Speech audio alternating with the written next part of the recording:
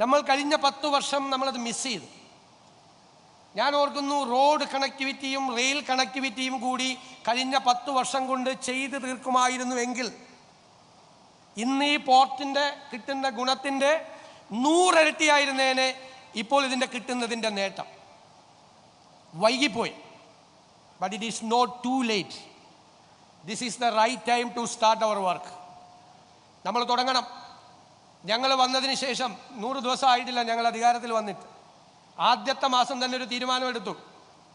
ഇവിടുത്തെ റിംഗ് റോഡിന് 12,000 കോടി രൂപയുടെ പ്രോജക്റ്റിന് ലാൻഡ് അക്വിസിഷന് വേണ്ടി 3,200 കോടി കൊടുക്കണമെന്ന് പറഞ്ഞു. കൊടുക്കാനുള്ള തീരുമാനമെടുത്തു.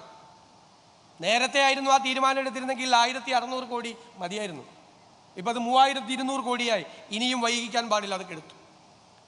ഈ പോർട്ടുമായി ബന്ധപ്പെട്ട അതിൻ്റെ വികസനത്തിന് ഈ കൺസെഷൻ എഗ്രിമെൻറ്റിലുള്ള ഗവൺമെൻറ്റിൻ്റെ എല്ലാ ഒബ്ലിഗേഷൻസും സമയബന്ധിതമായി അത് തീർക്കും. അത് വേഗത്തിലുണ്ടാവും. കേരളത്തിൽ ഇന്നുവരെ കാണാത്ത വേഗത്തിൽ ലാൻഡ് അക്വിസിഷൻ ചെയ്ത് തീർക്കണമെന്നാണ് ഞങ്ങളുടെ ആഗ്രഹം.